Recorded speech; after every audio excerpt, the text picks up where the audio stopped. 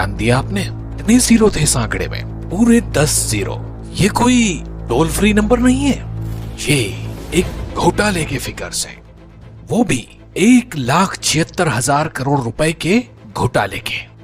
आपको बताते हैं कि आखिर किस तरह से लगा देश को 1,76,000 करोड़ रुपए का चूना।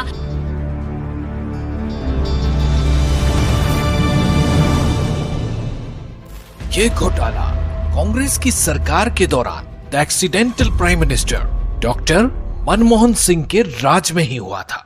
वैसे कांग्रेस के राज में पब्लिक इंटरेस्ट के काम कम और अपने यानी नेताओं के इंटरेस्ट के काम ज्यादा हुए थे, तभी तो करप्शन और स्कैम्स की सरकार बनकर रह गई थी यूपीए सरकार। मनमोहन सिंह को सोनिया जी और राहुल जी करने से फुर्सत भी नहीं मिली थी कि उनकी सरकार के मंत्री कर गए थे घोटाला 2G। यही घोटाला साल 2010 में सामने आया, जब भारत के महालेखाकार और नियंत्रक यानी कैग ने अपनी एक रिपोर्ट में साल 2008 में किए गए स्पेक्ट्रम आवंटन पर सवाल खड़े किए थे। देश के नियंत्रक और महालेखा परीक्षक यानी CAG की साल 2010 में आई रिपोर्ट में कहा गया कि बिना नीलामी के ही कंपनियों को 2G स्पेक्ट्रम के लाइसेंस का आवंटन कर दिया गया।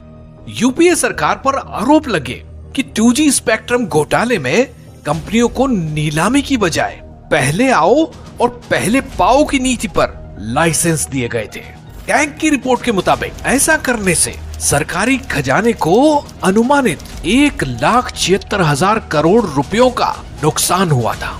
कैग का मानना था कि अगर लाइसेंस नीलामी के आधार पर दिए जाते तो सरकारी खजाने को कम से कम 1,76,000 करोड़ रुपए और हासिल हो सकते थे।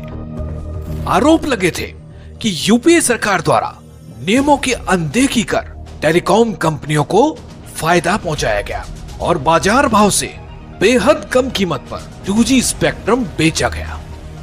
बाद में बेहद ही सस्ते दामों पर 2G स्पेक्ट्रम खरीदने वाली कंपनियों ने 2G लाइसेंस को कई गुना महंगी कीमतों पर बेचकर अच्छा खासा मुनाफा कमाया। इस गड़बड़ झाले के चलते कई सवाल खड़े हुए। आखिर क्यों यूपीए सरकार ने 2G स्पेक्ट्रम आवंटन में इतनी हड़बड़ी दिखाई? आखिर क्यों यूपीए सरकार ने नीलामी प्रक्रिया नहीं अपनाई? आखिर क्यों यूपीए सरकार ने पहले आओ पहले पाओ की तर्ज पर लाइसेंस जारी करने का निर्णय लिया? आखिर क्यों आवेदन की अंतिम तारीख निर्धारित तिथि से पहले कर दी गई? आखिर क्यों आवेदन के समय पात्रता मानकों को पूरा नहीं करने वाली कंपनियों को लाइसेंस जारी किए गए? आखिर क्यों 2G स्पेक्ट्रम ऐसी कंपनियों को भी दे दिए गए जिन्हें टेलीकॉम सेक्टर का कोई अनुभव ही नहीं था? कांग्रेस राज में अपनी जेबें गर्म करने और अपनों को फायदा पहुंचाने के लिए इस पूरे स्कैम की स्क्रिप्ट लिखी गई थी। आरोप यह भी है कि कंपनियों को गलत ढंग से स्पेक्ट्रम आवंटन करने के लिए रिश्वत तक दी गई। तभी तो महज 2G लाइसेंस पाने के इस खेल में film producer, fruit and vegetable trader से लेकर रियल एस्टेट से जुड़े कारोबारी भी शामिल रहे। 2G घोटाला महज 1,76,000 करोड़ रुपए का घोटाला पर नहीं था, बल्कि ये देशवासियों के साथ एक बहुत बड़ा अन्याय था। ये देशवासियों के साथ विश्वासघात था। ये देशवासियों के साथ धोखाधड़ी थी।